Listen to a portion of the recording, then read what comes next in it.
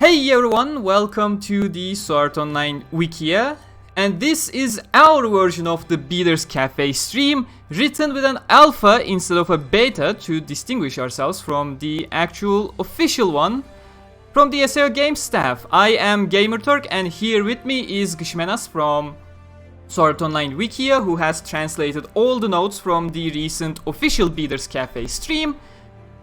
Hi there, Gsimenas. Hey, Good morning. Good morning. So what we planned for today is basically go through all the slides and information that we had during the stream and call it a day. Hopefully we won't take 90 minutes to present all this information, that would be laughable.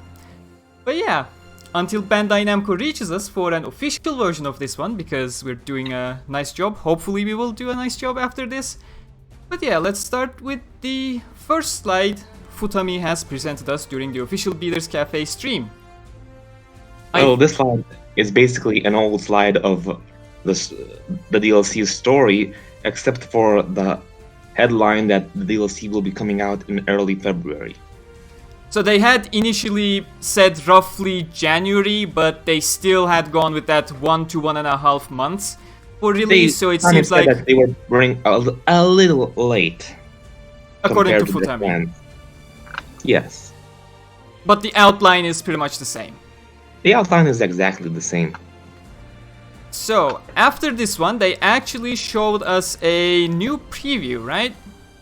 Yes. Which is probably gonna be the intro cutscene once the DLC actually arrives.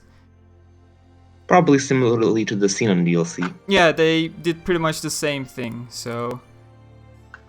Dozo is the right word to show this? Yeah, I guess so. 思い出したんです。先輩がセントラルカセドラルへ連れて行かれた時、きっと聖号騎士になって先輩を助けに行くって約束したの。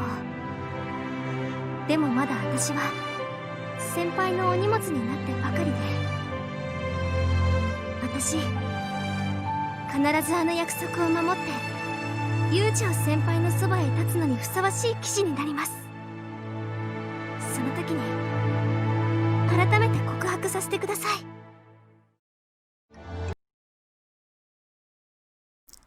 So yeah, Tiese is basically going to become an Integrity Knight, perhaps, or at least that appears to be the goal. We see Humbert during the preview as well, who has not yet died.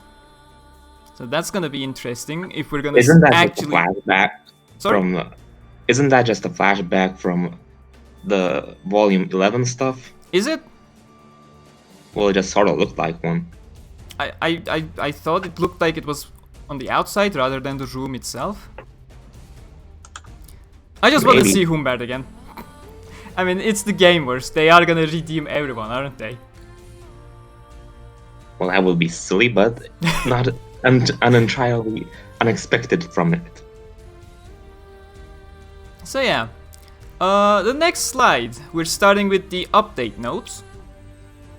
Well, this slide just basically introduces that the story is coming out, that the story will be available after you complete the first DLC, and in case the second DLC doesn't launch, it suggests some workarounds that something may be wrong, such as removing Cardinal from your party if she's in it, or going outside any dungeons or villages or towns.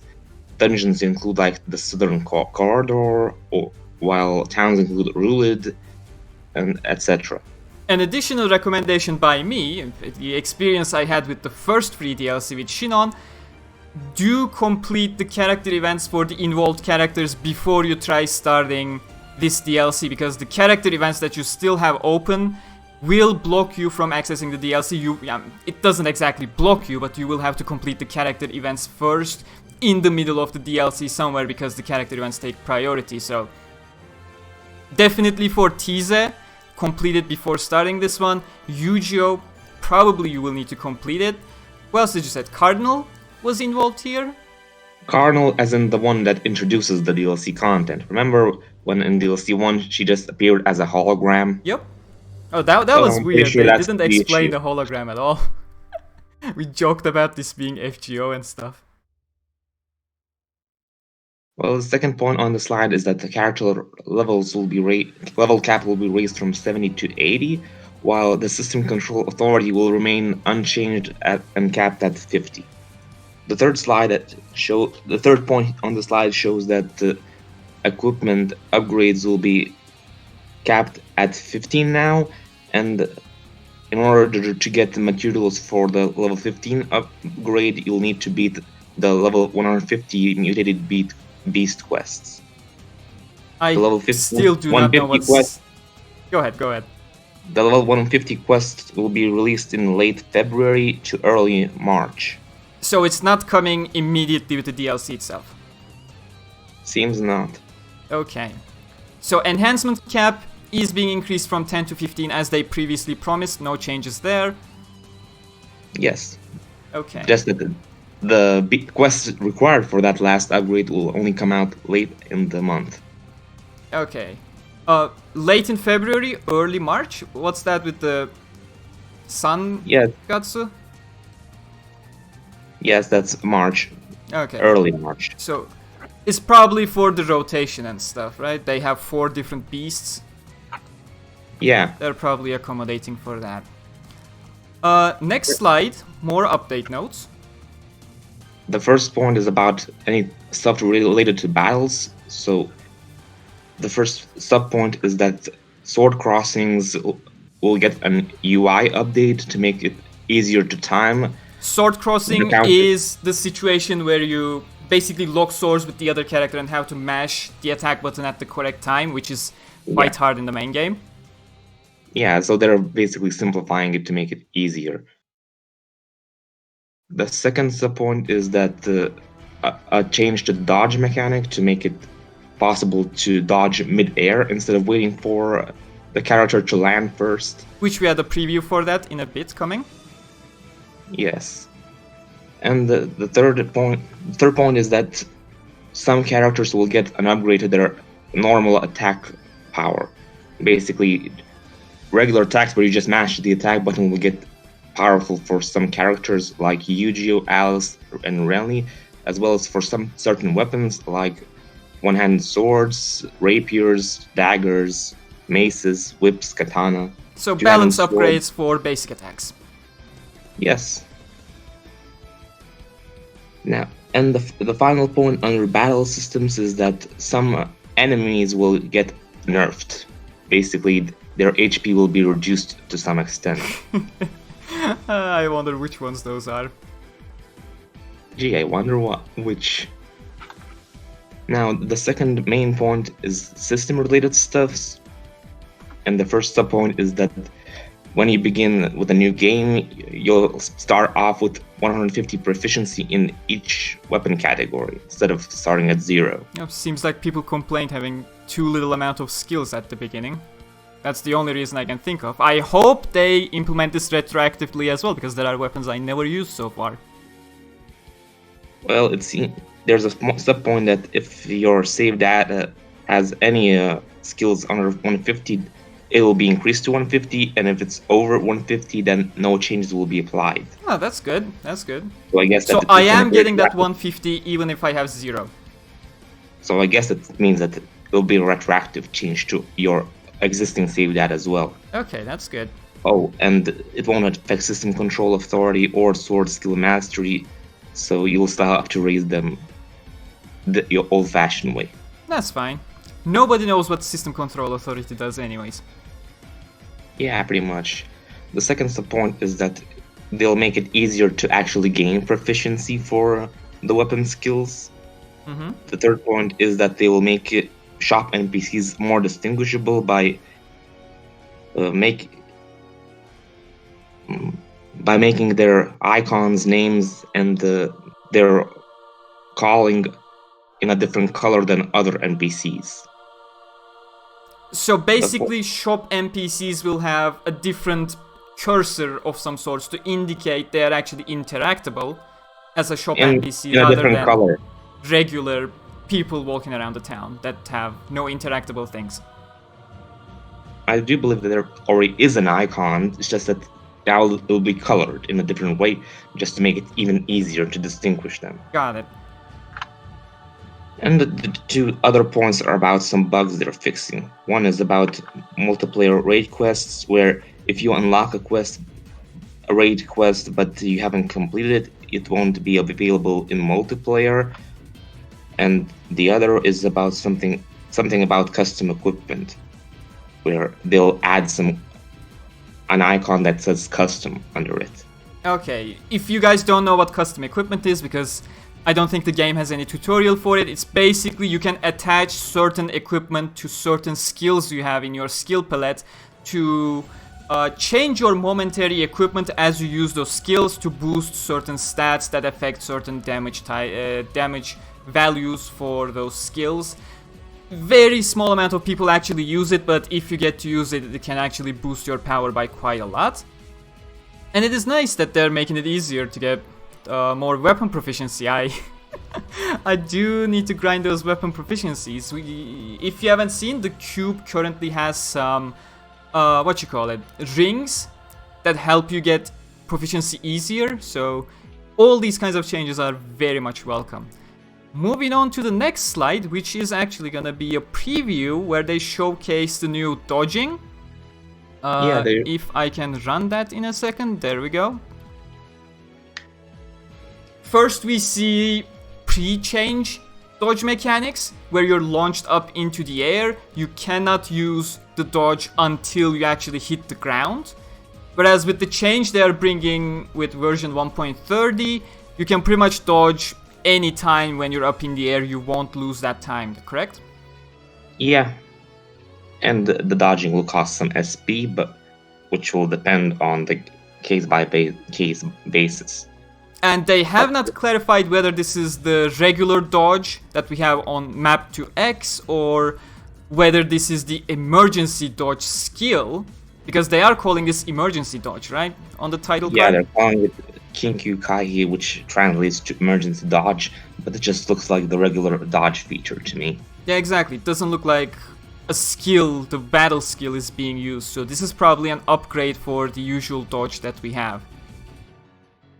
Yeah. I wonder if they're gonna eventually allow us to dodge mid-skill to cancel out the skill. That's one of my biggest gripes.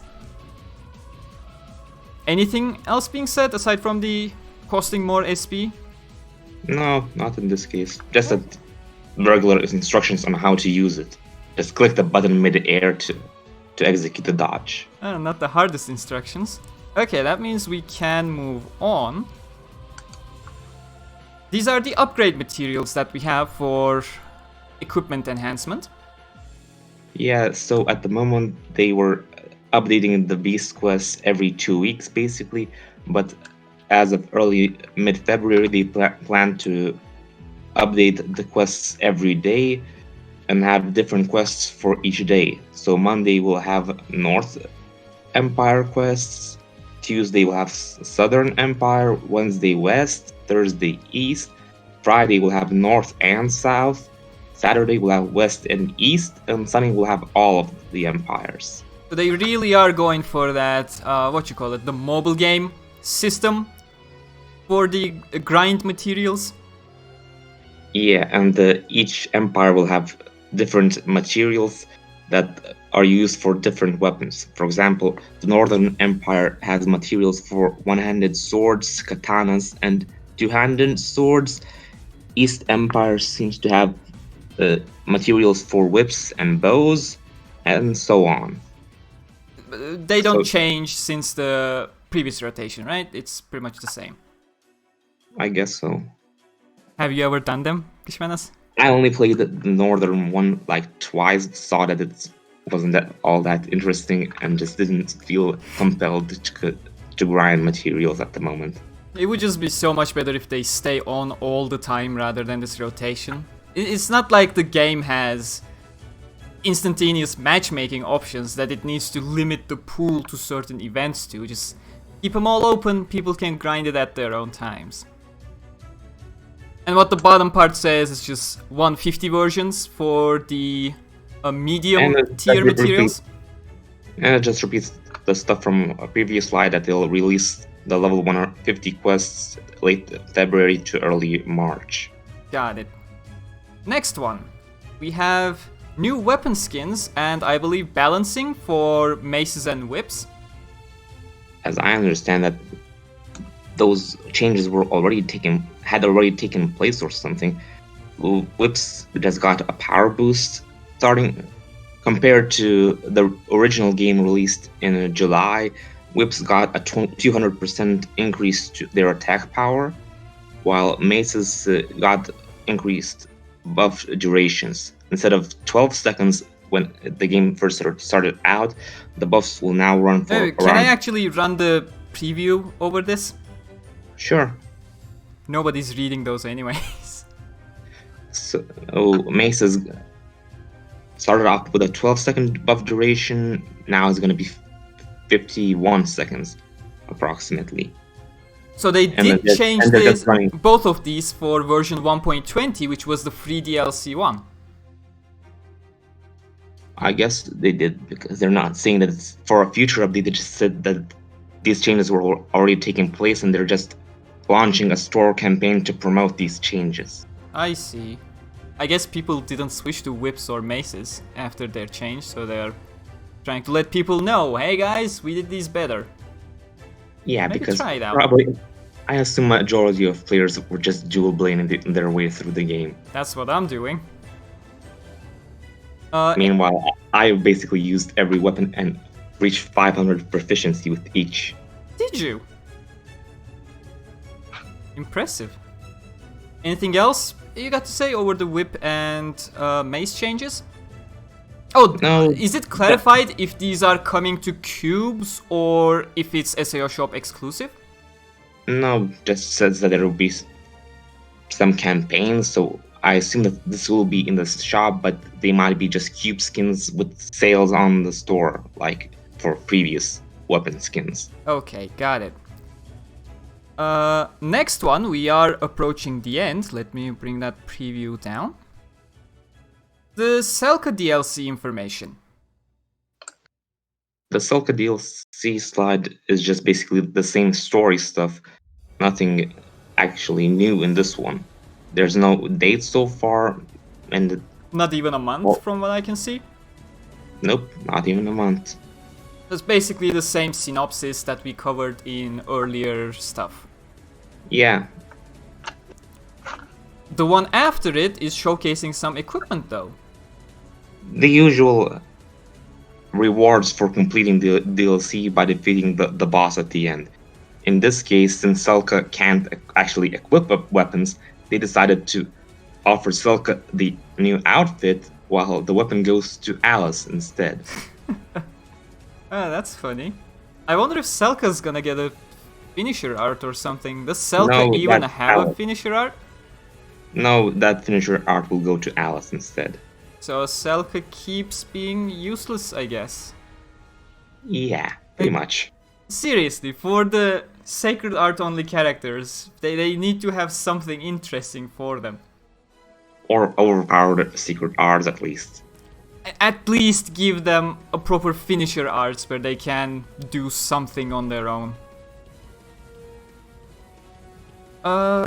Anything else that's interesting with this one? It's just showcasing the weapon and armor, so I doubt. Yeah. Just that the Selka outfit is named Habit of Affection, and Alice's weapon is named Sword of the Blue Seal. But I'm sure that the localization will just change it to some random name again. Next one, we have some arena stuff going on. What is this exactly? Is it the new mode they've been promising? Yeah, that's the new mode that they decided to release it earlier than planned. It's called the Battle Arena or Battle Colosseum, depending on how you want to translate it. Probably gonna be Colosseum because it sounds cooler. So it's marketed as something that's meant for core users. It will feature basically Kirito fighting any of the story or other bosses alone under a time limit.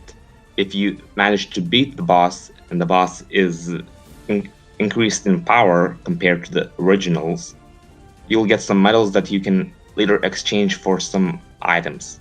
Doesn't specify which ones, but the exchange will only come with the release of the paid DLC. So the actual rewards will be coming only with Myosotis, not with the free DLC that will release this Battle Arena feature. So basically this will come out and it's basically a trial for the players to grind for those materials until Myosotis, aka what was it, Blooming of Forget-Me-Not? Yeah, I comes think out. so. Oh, and there's a weird disclaimer that this event will only be playable at the weekend, starting from Friday, for 3 days a week. That's yet another one of those interesting choices. Why don't they let these be in the game properly? Why do they? It's a single player game. There's no reason, in my opinion, to limit the playtime of such a thing. Not everyone has time at the same time, you know? I'm not sure why. Oh, and there's another point that the boss level can be up to level 500, in case you really want a challenge. Oh, people do want a challenge, but when they actually find a challenge, they usually complain. Does it clarify whether it's just dual stuff, or is it any kind of boss? It just says Kirito versus boss, and there's another... the headline at the bottom right says bosses from... Well, basically, historic bosses coming are waiting for you, so I assume that any boss from the story will be featured in this battle arena. Yeah, that would be better. I can see people getting tired of the duel mechanic because of how slow it feels sometimes. So having some other bosses would definitely spice things up. Next one. Those are some plans/goals for version 1.40, which is free DLC 3, the Selka DLC. The first point is about battle balancing. They're considering increasing the speed of attacks.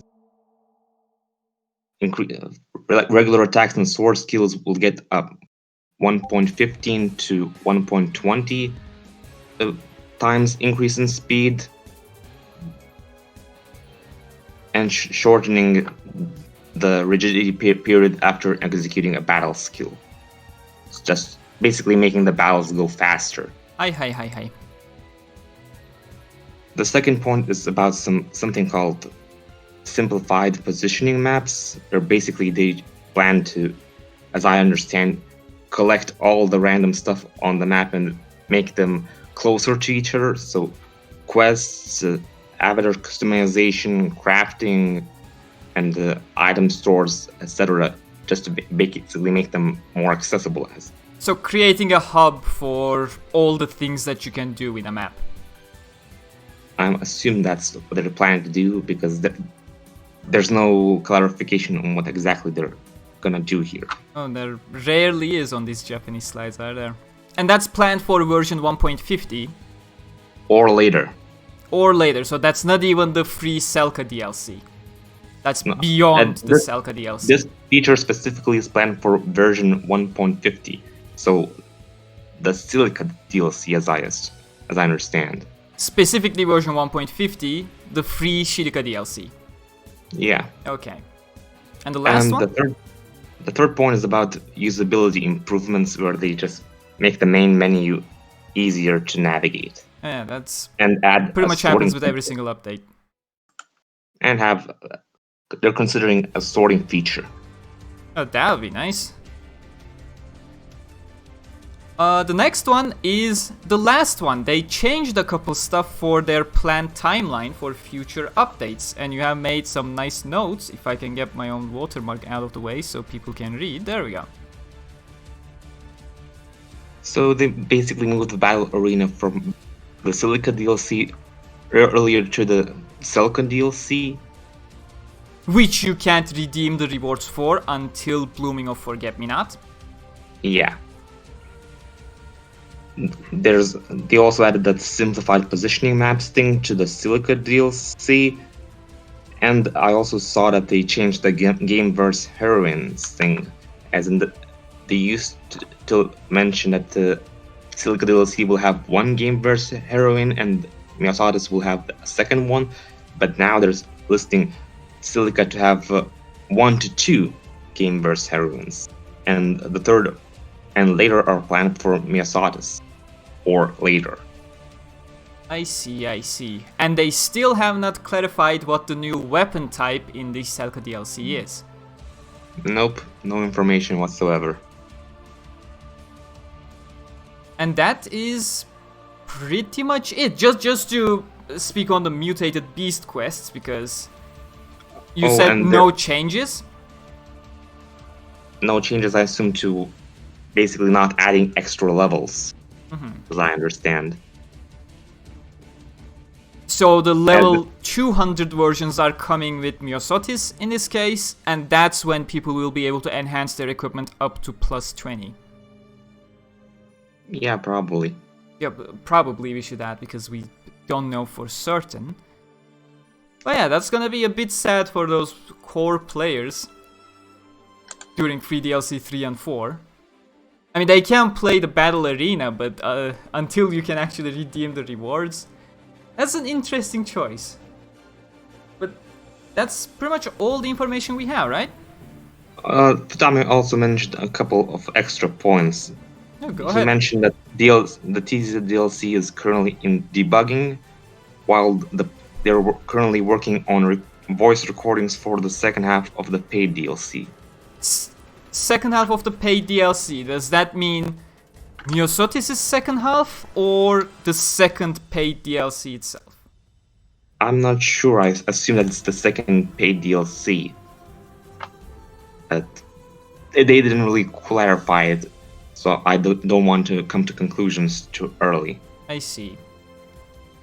So Tiese is in debugging phase, and that's why it's coming early February rather than this week. Yeah. Got it. Anything else you might want to add? No, I think that I covered everything else.